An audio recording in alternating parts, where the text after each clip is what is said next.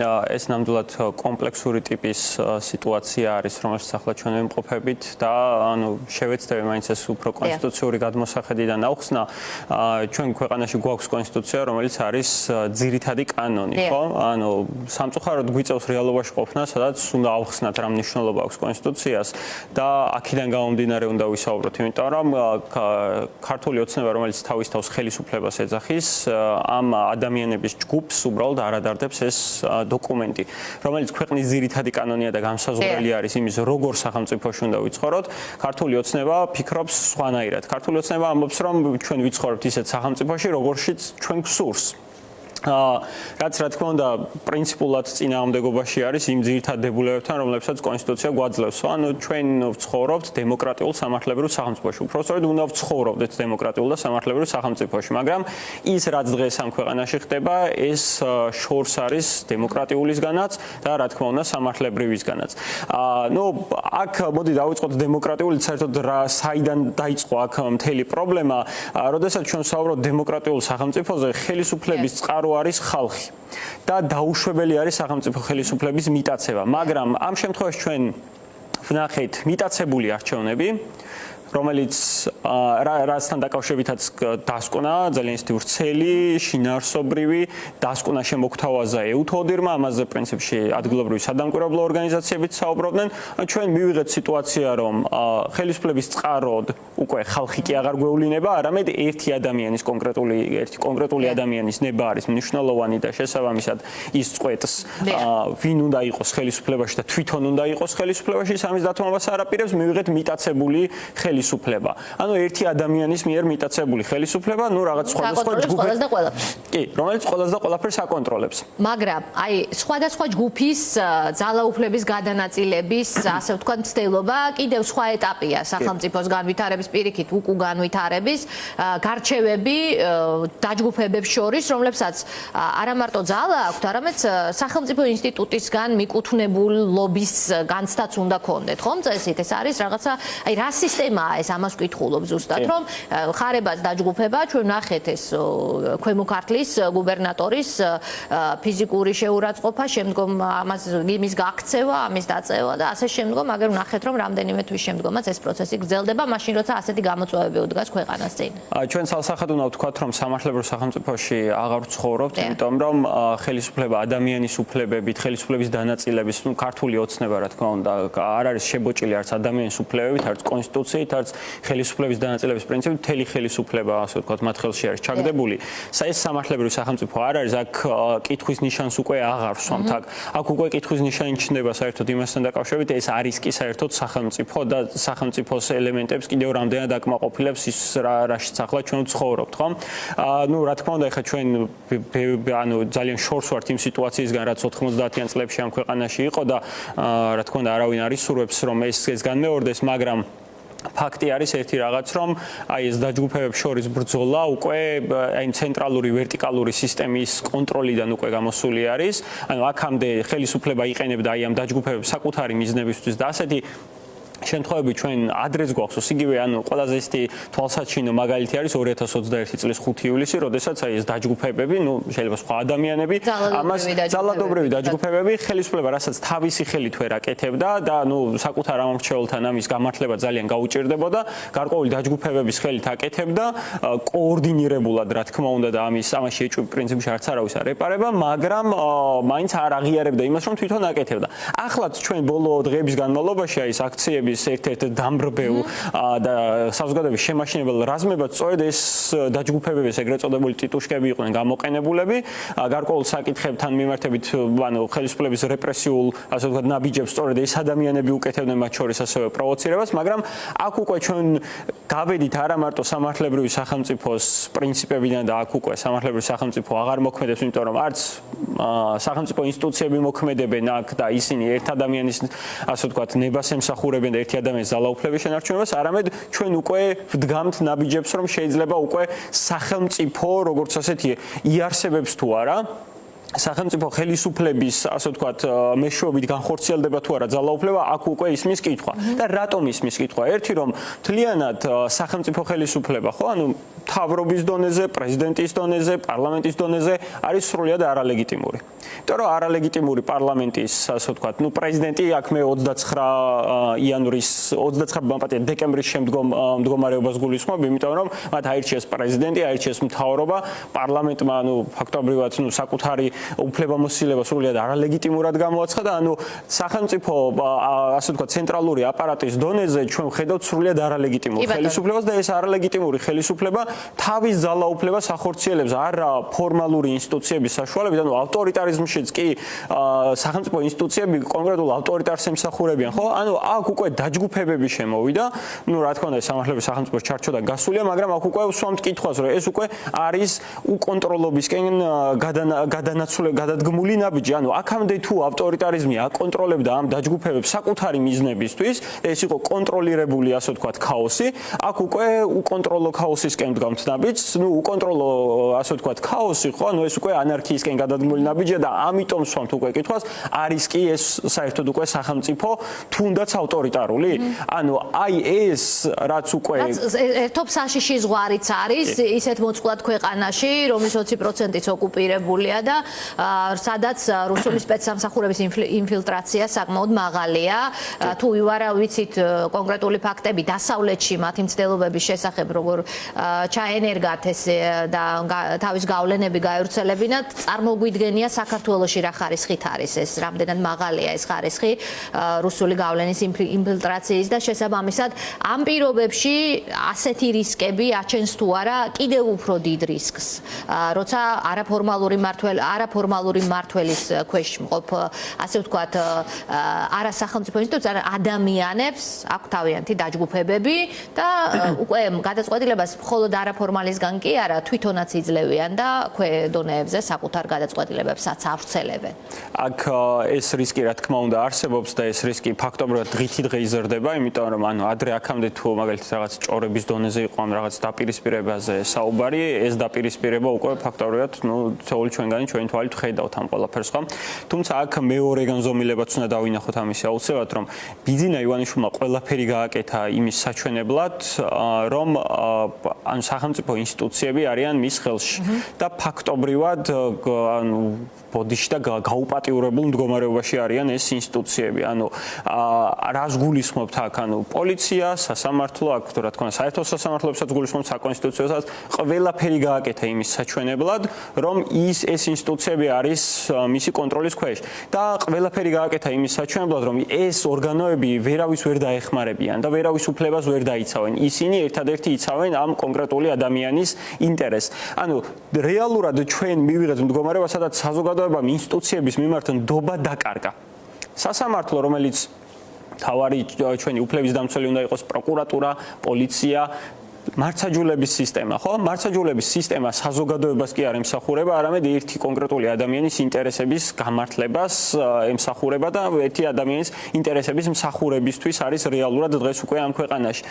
და ამიტომ საზოგადოება ამ ინსტიტუციების მიმართ ერთი რომ ნდობას კარგავს, მეორე ეს არის ძალიან მნიშვნელოვანი სიგნალი ქვეყნის შიგნითაც და ქვეყნის გარეთაც, რომ ამბობს ბიძინა ივანიშვილი, მე ვარ მშვიდობის გარანტი, მშვიდობა მას ესმის ასე, რომ მე მომინდება და იქნება ამ ქვეყანაში მშვიდობა, მომინდება ამ ქვეყანაში იქნება არეულობა. ის არის არა მხოლოდ მშვიდობის, არამედ არეულობის, ასე ვთქვათ, წყაროც, ხო? იმიტომ რომ ის სრულად აკონტროლებს ამ ინსტიტუციებს. ადამიანები კარგავენ შესაბამისად ინსტიტუციების მიმართ ნდობას და ვიღებთ რა მდგომარეობას? ვიღებთ მდგომარეობას, რომ უკვე არაფორმალური დაჯგუფებები, ეს ერთი მხრივ შეიძლება იყვნენ თავის დროზე სახელმწიფოს მხრიდან, სახელმწიფოს, აქ უკვე ქართულ ოცნებას გულისხმობთ, რა თქმა უნდა, საქართველოს ოცნების მხრიდან კონტროლირებული, მაგრამ ისინი უკვე საკუთარი ინტერესებით იწყებენ აქ მოქმედებას. და როდესაც ჩვენ ასეთ პროცესებს ვაკვირდებით, აქ უკვე აღარ უნდა გამოვრიცხოთ, რომ ასეთი არაფორმალური დაჯგუფებები ჩვენ კიდევ სხვა და სხვა მივიღოთ. კი ბატონო, მით უმეტეს 90-იანი წლები გვახსოვს. 90-იანი წლები და ამას ყველაზე მეტად ხელს უწყობს სწორედაც ინსტიტუციების მიმართ ნდობის დაკარგვა. 90-იანმა წლებმა ის სიტუაცია სწორედ ამის გამო მოგვიტანა, რომ ნდობა არ იყო პოლიციაში, ნდობა არ იყო საგამოძიებო სტრუქტურებში, მარცაჯულების სისტემაში მთლიანად, სასამართლოში, კორუმპირებული იყო და ასე შემდეგ, ხო? ამიტომ ინსტიტუციების მიმართ ნდობის დაკარგვა არის სწორედაც ნაბიჯი იმ უკონტროლობისკენ, რომელიც, რა თქმა უნდა, ქვეყანას აკარგვინებს როგორც სახელმწიფო სტატუსს. კი ბატონო, არასრულყოფის პროცესი მიმდინარეობს ამ წუთას სასამართლოში და ისყვება საკუთარ ისტორიას, რომ 7-მა რობოკოპმა სცემა ის და ახლა იქით ასამართლებენ. დღეს აიას ჰქონდა მონიტორინგის შედეგები, სხვათა შორის, არ ვიცი ნახეთ თუ არა და 50 საქმის მაგალითზე ამბობდა, როგორ იყენებს აი იგივე სახელმწიფო ინსტიტუტებს, იგივე სასამართლოს, რომელიც ხელისუფლებაა, ხომ? ქვეყანაში და უნდა იცავდეს ჩვენს და თქვენს უფლებებს, ადამიანის დაჩაგრული უფლებებს, სამართლოდ ვისაც მოექცნენ იმის უფლებებს, გადაიქცა პოლიტიკური რეპრესიების აპარატად ფაქტიურად. აი სისტემა სამართლიანობის ნაცვლად როცა უსამართლოა, ჩვენ ნახეთ მოსამართლეები, რომლებიც სანქცირებულები არიან კონკრეტული სახელებით და გვარებით.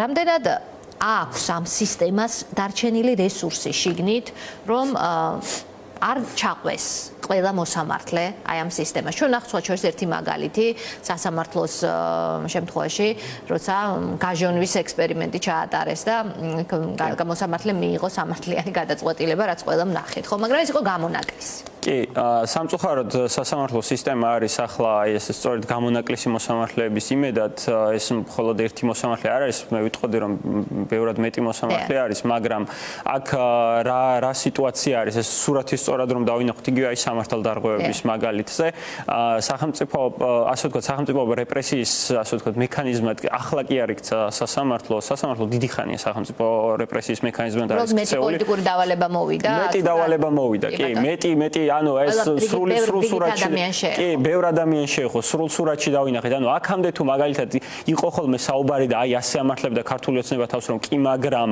ანუ ეს ხომ არ არის ნაციონალური მოძრაობის პერიოდი სადაც ყველას ასამართლებდნენ სადაც ყველა აი ესე პირდაპირ ისჯებოდა სრულიად უაპელაციოდ სრულიად არ ვიცი 99% გამამტყუნებელი განაჩენები გამოდიოდა თუ ასე შემდეგ ხო ამას დღეს უკვე ვეღარ აკეთებს იმიტომ რომ ძალაუფლების შენარჩუნება კონსტიტუციის ჩარჩოებიდან გასვლის გარეშე ვერ ხორციელდება სასამართლო იყო ასეთი ინსტრუმენტი, უბრალოდ ამას ასე თავს არ ავლენ და ასეთ მასშტაბებში არ ავლენ და თავს. ჩვენ დავინახეთ სასამართლოს გამოვლენილი ასე ვთქვათ, რეპრესიული ეს მექანიზმი სრულ მასშტაბებში და შეიძლება მათ კიდევ მეტიც შეუძლიათ, მაგრამ აქ ერთი რაღაც არის საინტერესო, რომ ჩვენ თუ შევადარებთ აი ძველ პრაქტიკას იგივე სამართალდარღვევებთან დაკავშირებით, სასამართლოს ბევრად უფრო ადამიანის უფლებებზე დაფუძნებული მიდგომა ჰქონდა, მაგრამ ახლა რეალურად აი თბილისის საქალაქო სასამართლოში არის ჯგუფი მოსამართლეების შექმნილი, რომელიც კონკრეტულად სამართალდარღვევის საქმეებს იხილავს, სხვა მოსამართლეებს ისინი არ ეწერება და სასამართლო სისტემა ისია შექმნილი, რომ კეთილსინდისიერ წესიერ მოსამართლეს უბრალოდ ვერც დაეწერება. ანუ ხდება ერთ ჯგუფთან, რომლებიც უბრალოდ კონკრეტულ დავალებას შეასრულებენ. ამიტომ სისტემა არის ისე მოწყობილი, რომ კეთილსინდისიერ მოსამართლეს, ანუ ჩვენ შეიძლება ძალიან ბევრიც კი ვყავდეს იმაზე მეტი ვიდრე გონია, მაგრამ კეთილსინდისიერ მოსამართლეს თავის გამოვლენის შესაძლებლობა არ მიეცემა. თეთრი წყაროს შემთხვევაში ეს მარტივად გამოჩნდა, იმიტომ რომ ბევრი მოსამართლე იქ არ იყო და ბევრი არჩევანი კლანს არ ჰქონდა. საბოლოოდ სააპელაციო სასამართლოში კი გადაკონტროლდა ეს გადაწყვეტილება, მაგრამ აქ ეს პრობლემა იყო სწორედ რომ სადაც კი კეთილსინდისიერ მოსამართლეს ეძლევა თავის გამოვლენის შესაძლებლობა ისინი ამას აკეთებენ, მაგრამ აქ თბილისის საქალაქო სასამართლოს შემთხვევაში ეს არის ფაქტობრივად შეუძლებელი. და ჩვენ დიახ სწორედაც ხედავთ რომ აი მაგალითად ერთ-ერთი ადამიანი ვისაც მე აი დარბევის მეორე ღამეს სასტიკად იყო ნაცემი, სახიზულები ქონა ჩამტრეული, მე თვითონ შევხვდი და ამ ადამიანს ვესაუბრე დაახლოებით 10 დღის შემდეგ, ანუ მაშინ როდესაც ანუ ჭრილობები შეხორცეული არც კი ჰქონა სასამართლოში იბარებდნენ იმისთვის რომ დაეჯარიმებინათ. მაშინ როდესაც მას არაფერი არ გაუკეთებია, არაფერი არ დაუშავია. სასამართლო არ იკვლევს იმას, საერთოდ ანუ არავითარი მტკიცებულების გამოკვლევაში არ შეიძლება სრულ ჩვენებების, პოლიციელების სრულ ჩვენებების, რომლებიც ხშირად აღიარებენ ხოლმე კიდევაც რომ ისინი თვითონ დამკავებლები არ იყვნენ, სრულ ჩვენებების საფუძველზე, გადმოცემული რაღაცა ამბების საფუძველზე, ასე ვთქვათ, სასამართლო ამ ადამიანებს აჯარიმებს. ამას უკვე არაფერი აღარ აქვს საერთო არც სამართლებრივ სახელმწიფოსთან და არც არ ვიცი რაღაც ადამიანის უფლებებზე დაფუძნებულ სამართალთან.